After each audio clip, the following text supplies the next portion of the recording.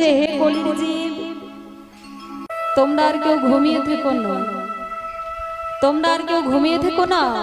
সত্য ত্রেতা দাপরের মানুষ ওনারা কত কষ্ট করে গোবিন্দের চরণ লাভ করেছিল, তাই তোমাদেরকে তাদের মতো এত কষ্ট করতে হবে না। তোমাদের জন্য আমি সহজ উপায় করে দিলাম। কি করবে জানো? তোমরা সারা দিনে যে যাই কর্ম করো না কেন, যে যাই কর্ম করো না কেন, দিনের শেষে বদন ভরে একবার সবাই বলো, নিতাই গৌর প্রেমানন্দে হরি বল। দেখুন মা, আমার গৌর হরি এত কৃপাময়, এত করুণাময়। আজ আমার গৌর হরি তিনি অবতীর্ণ হয়েছেন এবং সঙ্গে করে তিনি আরো ভক্তগণকে নিয়ে চলেছেন, সুরধ্বনির তীর ধরে কীর্তন করতে করতে যাচ্ছেন। ও মা, আমার গৌর হরির তো অনেক ভক্ত ছিলেন, তাই না? গৌর হরি কি একা ছিলেন? অনেক ভক্ত ছিলেন। তো সেই ভক্তদের মধ্যে কিন্তু বিশেষ বিশেষ পারিষদগণ ছিলেন। বিশেষ বিশেষ পারিষদগণ মানে ধরুন এখানে তো এই যে কমিটি দাদা ভাইরা আছেন তো অনুষ্ঠান পরিচালনার জন্য, তাই তো আছে কি না? তো এখানে যদি আপনি কিছু আপনার কোনো মানে বিশেষ কিছু প্রয়োজন হয়ে থাকে, তাহলে আপনি কার কাছে গিয়ে বললে কথাটা আপনার গ্রাহ্য হবে? এখানে যদি কিছু হয়, আপনার অসুবিধা হয় বা প্রয়োজন যদি কিছু হয়, তাহলে কার সঙ্গে কথা বললে আপনার সবকিছু সমাধান হয়ে যাবে? কমিটির দাদা ভাইদের কাছে, তাই তো? ওনাদের কাছে গিয়ে যদি আপনার অসুবিধাটার কথা যদি জানান, তাহলে ওনারা যদি মনে করেন, তাহলে কিন্তু আপনার কথাটা গ্রাহ্য হবে, তাই তো? তদনুরূপ আজকে গৌর হরির মাগো অনেক ভক্ত ছিলেন, ওনাদের মধ্যে বিশেষ বিশেষ পারিষদগণ ছিলেন। তাহলে ওনাদের মধ্যে বিশেষ বিশেষ পারিষদগণ ছিলেন। ওনারা কারা? না, ওনারা হলেন পঞ্চতত্ত্ব। পঞ্চতত্ত্ব। তা পঞ্চতত্ত্ব কারা জানা আছে? জানা আছে বাবা? পঞ্চতত্ত্ব কারা জানা আছে? মায়েরা বাড়িতে বিগ্রহ আছে?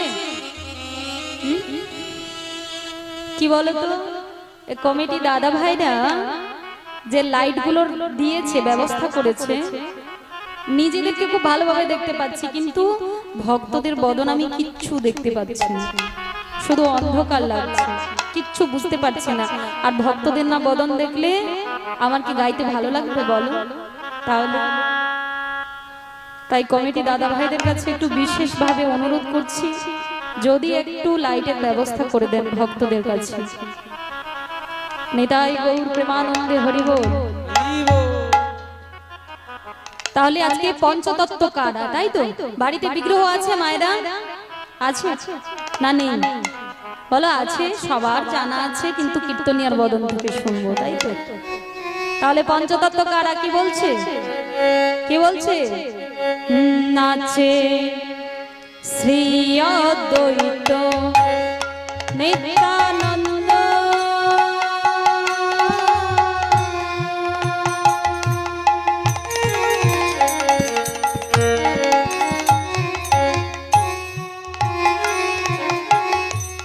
শ্রীবাস গদাধর,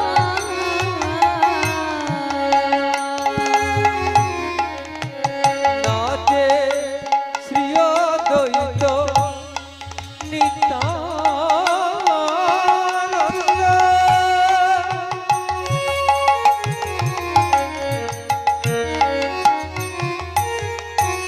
নাচে রে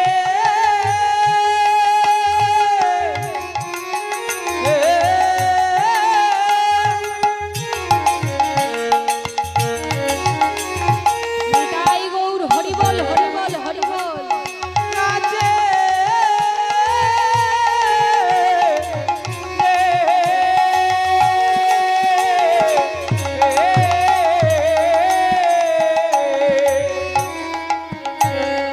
নাচে শ্রী অদ্বৈত নিত্যানন্দ,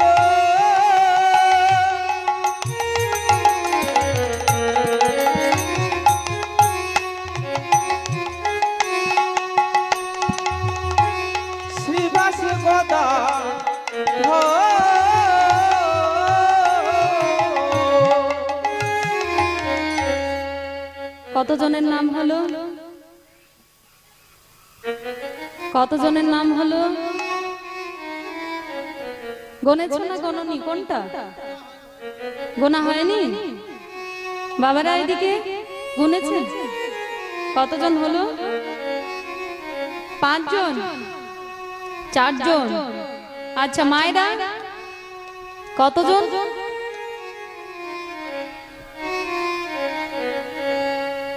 বলো গোনাই হয়নি।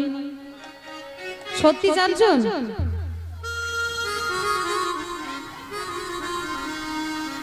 5 জন। হ্যাঁ, আজকে একটা প্রশ্নের কতগুলো উত্তর হয়ে গেল। হ্যাঁ, একজন মা এখান থেকে দেখিয়ে বলছে 5 জন, 5 জন।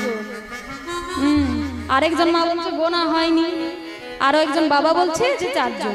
তাই তো? তাহলে একটা প্রশ্নের আজকে অনেকগুলো উত্তর হয়ে গেল। এবার সঠিকটা জানার জন্য আরো একবার বলবো। এবার সঠিকটা গুনতে হবে ভালো করে। কি বলছে? নাচে শ্রী অদ্বৈত নিত্যানন্দ,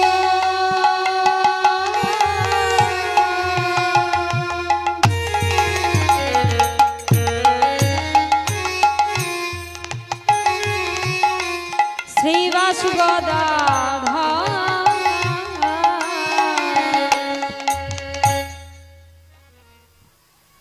কতজন? 4 জন হয়ে গেল, তাই তো?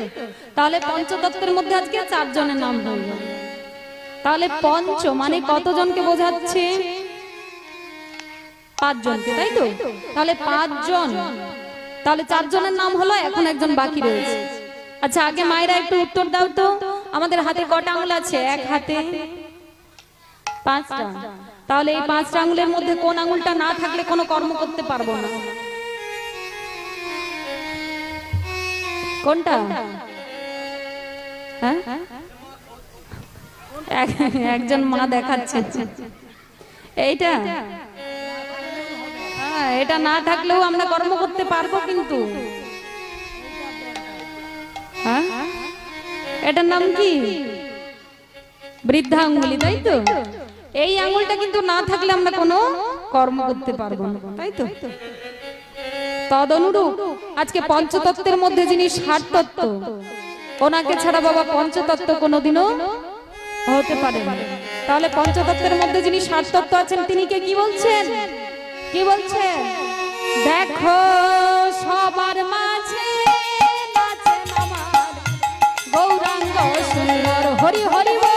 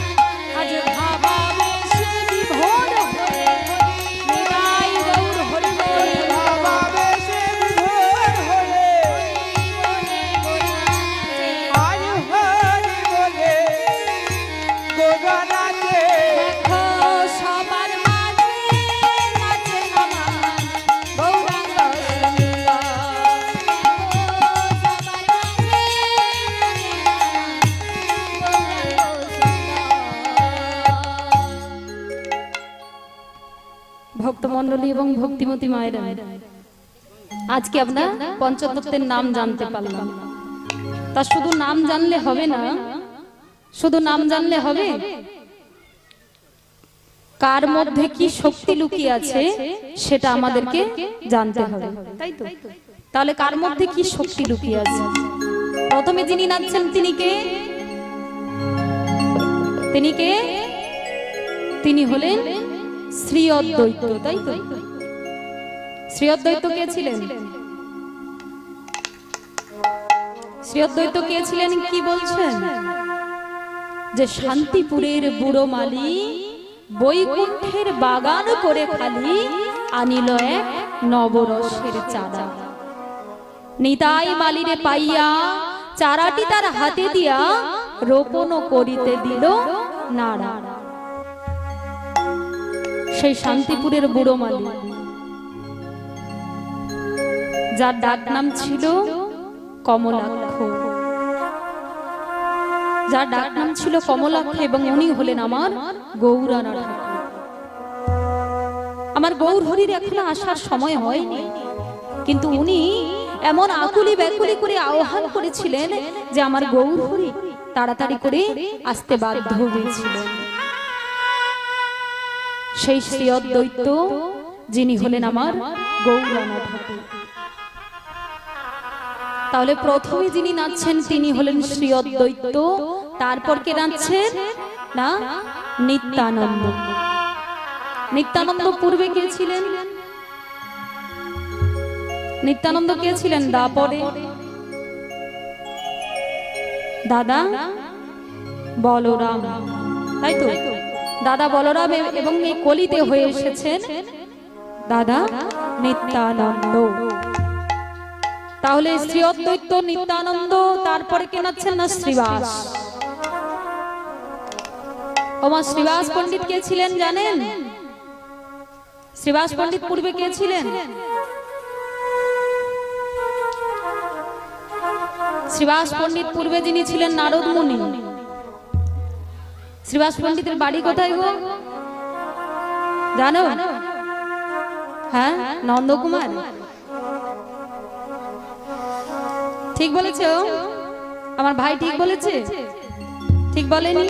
তাহলে শ্রীবাস পণ্ডিতের বাড়ি কোথায়? নবদ্বীপ। নবদ্বীপে গিয়েছেন কখনো? গিয়েছেন?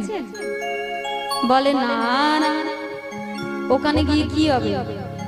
ওর থেকে দীঘা যাবো অনেকবার, সমুদ্রে স্নান হবে, অনেক আনন্দ হবে, তাই তো? বলে নবদ্বীপ গিয়ে কি হবে? শ্রীবাস পণ্ডিতের বাড়ি ছিল মাগো নবদ্বীপে। কি জানেন তো, আমরা ভগবানকে ভালোবাসতে জানি না, ভগবানকে ভালোবাসতে পারি না। যেটুকুনি ভালোবাসি স্বার্থের জন্য, সব সময় চিন্তা করি সংসারের জন্য, যে স্বামী বাড়ি ফিরে এলে স্বামীকে কি খেতে দেব, ছেলে কি করলে ভালো থাকবে, মেয়ে কি করলে ভালো থাকবে, এগুলোই সব সময় চিন্তা করি।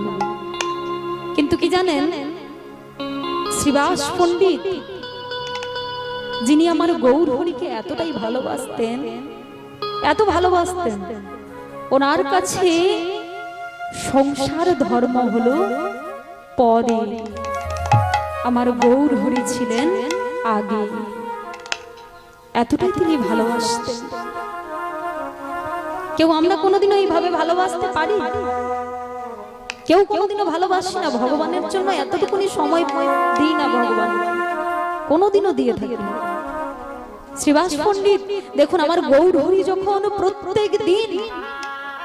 প্রত্যেক দিন যখন শ্রীবাস সাঙ্গিনায় হরিনাম সংকীর্তন করতে যেতেন, শ্রীবাস সাঙ্গিনায় ওই সংকীর্তন চলাকালীন শ্রীবাস পণ্ডিতের একমাত্র ছেলে চলে গেল। একমাত্র ছেলে চলে গেল। শ্রীবাস পণ্ডিতের মুখে কোনো কথা নেই, কোনো কথা নেই। কিন্তু মালিনী দেবী তিনি পুত্র বিয়োগ সহ্য করতে পারছেন না। যখন একমাত্র ছেলে চলে গেল, তখন মালিনী এসে চিৎকার করে ডাক দিয়ে বলছে, গৌরী,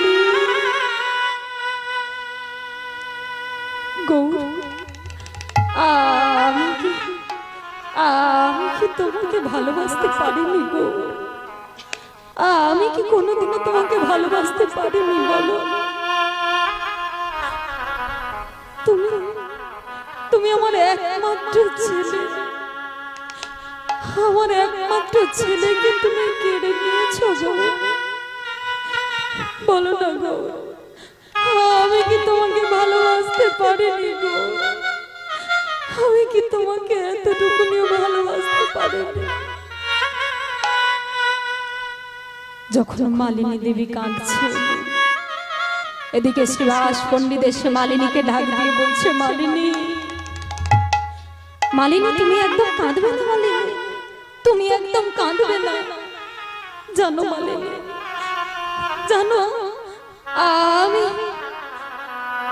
আমি আমার পুত্র বিয়োগ আমি সহ্য করতে পারবো মালিনী, আমি আমার পুত্র বিয়োগ সহ্য করতে পারবো, কিন্তু যদি আমার গৌর হরি আমার আঙিনা ছেড়ে চলে যায়, তাহলে যে আমি যে আর সহ্য করতে পারবো না। তাই মালিনী তুমি কেঁদো না, মালিনী তুমি কেঁদো না। আমি পুত্র বিয়োগ সহ্য করতে পারবো, আমি পুত্র বিয়োগ সহ্য করতে পারবো, কিন্তু আমার গৌর হরি যদি চলে যায় আমি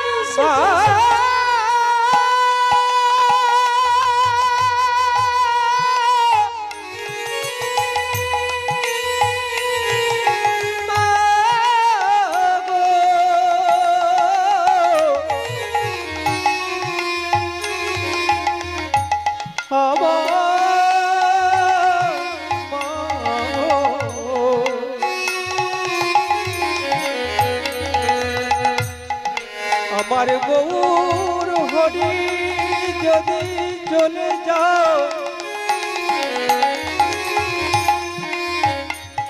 আমি সে জ্বালা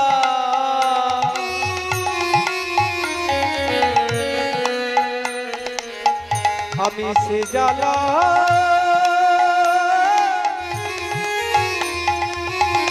সহিতে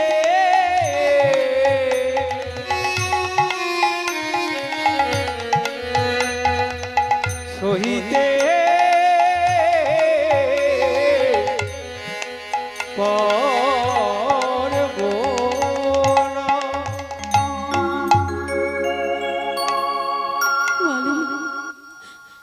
মালিনী তুমি একদম কাঁদবে না, মালিনী তুমি একদম কাঁদবে না।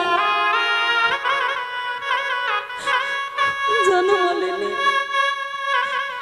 তোমার কান্নার প্রতিধ্বনি যদি আমার গৌর হরি শুনতে পেয়ে যায়, তাহলে যে আমার আঙিনায় আর হরি নামে সংকীর্তন হবে না।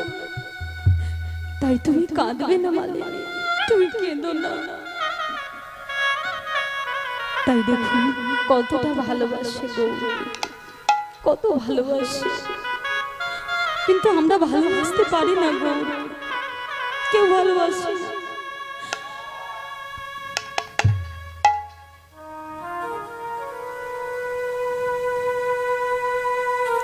জানি রাধেশ্যাম কেউ ভালোবাসতে পারি না, এই স্বার্থের জন্য ভালোবাসি আমরা। ভগবানের কাছে আমরা যাই তো ভগবানের কাছে গিয়ে শুধু কি বলি যে হে ভগবান, তুমি আমার স্বামীকে ভালো রেখো, আমার ছেলেকে ভালো রেখো, আমার মেয়েকে ভালো রেখো, আমাকে এত অর্থ দাও, এত অট্টালিকা তৈরি করার জন্য সম্পদ দাও। এইসবই ভগবানের কাছে বলি, বলি না? আমরা কলির জীব, আমরা শুধু নিজের স্বার্থ ছাড়া আমরা কিচ্ছু চিনি না। সেই শ্রীবাস পণ্ডিত যিনি পূর্বে ছিলেন নারদ মুনি, এবং তারপর যিনি নাচছেন কে না গদাধর, তাই তো গদাধর। দেখবেন পঞ্চতত্ত্বের মধ্যে আমার গৌর হরির বাম পাশে যিনি থাকেন, গৌরের বাম পাশে যিনি থাকেন তিনি হলেন গদাধর।